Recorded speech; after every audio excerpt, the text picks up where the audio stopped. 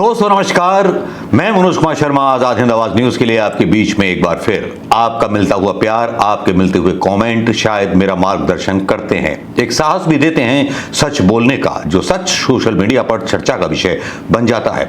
आज बात करेंगे सुब्रमण्यम स्वामी की। सुब्रमण्यम स्वामी ने एक इंटरव्यू में बड़ा धमाका कर दिया है राफेल के बारे में। जी हां, राफेल चर्चा में फिर से ना आया होता, फिर से राफेल का भूत ना जागा होता अगर राफेल के बारे में सरकार ने सच छुपाया ना होता। सरकार ने बहुत सारी चीजें राफेल से शुरुआत से अंत तक, जब से डील हुई तब से लेकर अब तक, जब से राफेल की डील हुई है, सरकार ने हर चीज छुपाई है, हर चीज पर पर्दा डालने की कोशिश की गई है। पिछले वीडियोस में आप कुछ हद तक ये सच्चाइयां सुन चुके होंगे और जब राफेल डील हुई थी तब की वीडियो मेरे राफेल प्लेलिस्ट में, उन्हें आप देख सकते हैं। लेकिन दोस्तों आज बड़ा धमाका हुआ है। जो इंटरव्यू दिया है, सुब्रमण्यम स्वामी ने दावा किया है कि भारत के 5 राफेल विमान पाकिस्तानियों ने मार गिराए। क्यों मार गिराए? और चाइना के जेट ज्यादा अच्छे साबित हुए और राफेल उनके सामने फुस-फुस हुए। मैं आपको बता दूं, सुब्रमण्यम स्वामी के हवाले से खबर छपी थी मिंट में 2015 में, 16 अप्रैल 2015 में।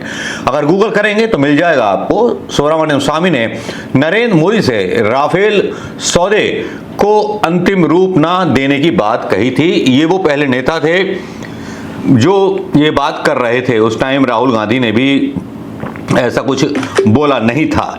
राफेल के बारे में उन्होंने अपनी आशंकाएं जाहिर की थी। Rafale is a less fuel efficient aircraft and lacking its essential performance characteristics, because of which no country in the world has agreed to buy these aircraft. Some countries have cancelled contracts after signing an MOU, memorandum of understanding, with Dassault after carrying out a trial of the plane, Swami said, giving an example of Switzerland की example देते हुए सुब्रमण्यम स्वामी ने सरकार को जो था सावधान किया था 2015 में ही। लेकिन अचानक से परिस्थितियां बदलती हैं। सुब्रमण्यम स्वामी जो दावे करते हैं और जिनके बारे में बात करते हैं वो ऐसी चौंकाने वाली है कि समझ में नहीं आता कि सुब्रमण्यम स्वामी ने जब 2015 में ये बयान दिया था और उसके बाद आज बयान जब उनका आता है तो अचानक से झटका लगता है और लगता है जैसे भूकंप आ गया सोशल मीडिया पर। क्योंकि सरकार ने अभी तक एक राफेल के गिरने की बात मानी है, उस पर पूरा जो है टीम वर्क हो रहा है। प्रधानमंत्री को चिंता नहीं है, वो चुनाव में फंसे हुए हैं। चुनाव में वो सिंदूर की डब्बी लेकर के घूम रहे हैं। भले ही हो सकता है अब ये कहा जा रहा है कि सिंदूर वाली न्यूज जो थी फेक न्यूज थी, बीजेपी वालों को नहीं भेजा जाएगा, लेकिन यहां पर बड़ी किरकिरी हो रही है। चाहे सिंदूर, ऑपरेशन सिंदूर और सिंदूर भेजने वाली बात हो रही हो या राफेल के सौदे वाली बात आ रही हो, राफेल की नाकामी ने एक बात तो साफ कर दी, क्या सीज फायर पर भी सारी चीजें थी। लेकिन सुब्रमण्यम स्वामी के बयान की वजह क्या है उसका फैक्ट चेक भी करेंगे और बयान क्या दिया है पहले वो सुन लीजिए। लीडर ऑफ अपोजिशन ने एक बात बोली कि हमारे जहाज गिरे हैं, कितने गिरे हैं बताइए। 5 पाकिस्तान ने अपने जहाज को बेचकर गिराया था हमारा। ओके, उसमें कुछ चाइना का भी रोल था सर? चाइना के प्लेन्स तो चाइना के ही थे। ओके, हाँ, चाइना के लोगों ने नहीं किया। चाइना ने जो हवाई जहाज दी थी वो बहुत बढ़िया हवाई जहाज थी और जो फ्रांस के जो थे वो उतना बढ़िया नहीं थे और उनके जो हवाई जहाज है उन्होंने 5 को गिराया था। आपका मतलब राफेल ने अच्छा काम नहीं किया? राफेल तो पर्याप्त नहीं है हमारे देश के लिए। वो उसमें क्या क्या भ्रष्टाचार हुआ ये तो दूसरी बात है। मोदी रहते हुए हम इस पर जांच नहीं कर सकते क्योंकि होने नहीं देगा वो। स्वामी ने जो बयान दिया है उसके बारे में जो अभी वायरल हो रहा है, सोशल मीडिया पर भी वायरल हो रहा है, क्योंकि ये आदेश रावल को उन्होंने एक इंटरव्यू दिया था। क्योंकि पहले भी सुब्रमण्यम स्वामी कह चुके थे कि अगर राफेल डील होगी तो मैं जो था सुप्रीम कोर्ट जाऊंगा। राफेल सौदा फाइनल होने पर स्वामी कोर्ट जाएंगे, ये उन्होंने कहा था 2015 में। 11 अप्रैल की न्यूज है, 16 अप्रैल को उनका बयान आया था कि अंतिम रूप ना दें प्रधानमंत्री मोदी। अब आदेश रावल, सुब्रमण्यम स्वामी का बड़ा दावा, इंडिया के 5 राफेल ने मार गिराए गए, राफेल ने अच्छा काम नहीं किया, हमारे देश के लिए शर्मनाक स्थिति। सुब्रमण्यम स्वामी के इस बयान पर आपकी क्या राय है? क्या फैक्ट चेक किए जाएंगे? जबकि ये कोई कांग्रेस का नेता नहीं बोल रहा है, ये कोई विपक्ष का नेता नहीं बोल रहा है, ये कोई ममता बनर्जी, तेजस्वी यादव, अखिलेश यादव या राहुल गांधी नहीं बोल रहे हैं, ये बोल रहे हैं सुब्रमण्यम स्वामी, जो भारतीय जनता पार्टी के नेता हैं। जो सुब्रमण्यम स्वामी जब ये दावा कर रहे हैं तो क्या सरकार इनके खिलाफ कोई एक्शन लेगी? अभी तक मीडिया की तो कोई हिम्मत नहीं है, लेकिन सोशल मीडिया पर जब इस तरह की चीजें छन छन के आती हैं तब लगता है कि वाकई में कहीं ना कहीं गड़बड़ी जरूर थी। जब 5 राफेल गिराए गए और राफेल के सोर्स कोड की जहां तक बात थी, और जिसके बारे में मैंने पहले भी बोला है कि सोर्स कोड के बिना लिया गया था ये विमान, क्या इसी सच्चाई को छुपा रहे थे कोर्ट में, या कोर्ट में जानकारी नहीं देना चाह रही थी सरकार, मोदी सरकार? एक बात तो तय है कि सुब्रमण्यम स्वामी के इस आरोप के बाद भारतीय जनता पार्टी कटघरे में खड़ी हो गई है।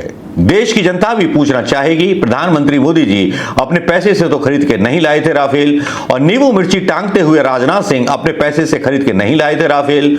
आज सीज फायर हुआ, भारत को शर्मनाक स्थिति का सामना करना पड़ा। और यहां पर एक और खबर आती है, अभी सुब्रमण्यम स्वामी बस कर देते हैं यही नहीं है, लेकिन यहां एक न्यूज और है जिसमें एयर मार्शल, मैं आपको सही बता रहा हूं, एयर मार्शल जो है आपत्ति जताते हैं, और वो राजनाथ सिंह की उपस्थिति में सेना के वायुसेना चीफ आपत्ति उठाते हैं। ये छोटे से कोने में कतरन डाल दी गई है, उसमें लिखते हैं वायुसेना चीफ, ऐसा कोई रक्षा प्रोजेक्ट नहीं जो तय समय पर पूरा हुआ हो। ऑपरेशन सिंदूर में देश की हवाई ताकत का लोहा मनवा चुकी वायुसेना के प्रमुख air chief marshal AP Singh ने एक बार फिर कहा कि प्रोजेक्ट में हो रही देरी पर गंभीर चिंता जताई। उन्होंने CII और एनुअल बिजनेस समिट में रक्षा मंत्री राजनाथ सिंह की मौजूदगी में कहा कि ऐसा कोई प्रोजेक्ट नहीं है जो समय से पूरा हुआ हो। कई बार कॉन्ट्रैक्ट साइन करते समय हमें पता होता है कि समय पर पूरा नहीं हो पाएगा, लेकिन फिर भी हम साइन कर देते हैं, इससे पूरी प्रक्रिया बिगड़ जाती है। क्या ऐसा वादा हम क्यों करते हैं जिसे पूरा नहीं किया जा सकता? सीधे सीधे नेताओं पर सवाल उठा रहे हैं एयर मार्शल, मतलब वायुसेना chief AP Singh, chief marshal, air chief marshal.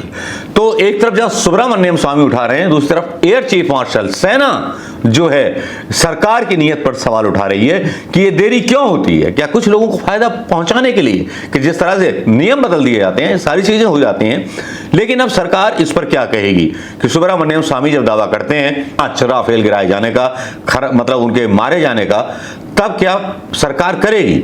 ये भी कुछ छन छन करके न्यूज़ें आ रही थी कि सरकार S-35 लेगी या ब्रिटेन से डील करेगी, रूस से डील करेगी।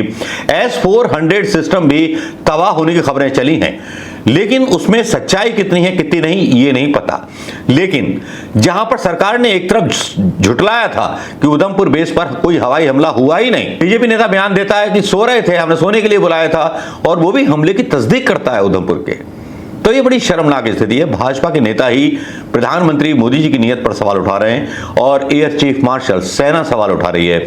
यहाँ कोई विपक्ष एजेंडा नहीं चला रहा, ना कोई पत्रकार प्रोपेगेंडा चला रहा है, लेकिन क्या इन लोगों के सवालों का जवाब भारतीय जनता पार्टी देगी? एयर चीफ मार्शल के सवालों का जवाब जनता पार्टी देगी कि क्यों देरी होती है, किस लिए देरी होती है, डील साइन हो जाती है, समय पर पूरी क्यों नहीं होती है, सेना को उसके मुताबिक हवाई जहाज टाइम पर क्यों नहीं मिलते हैं?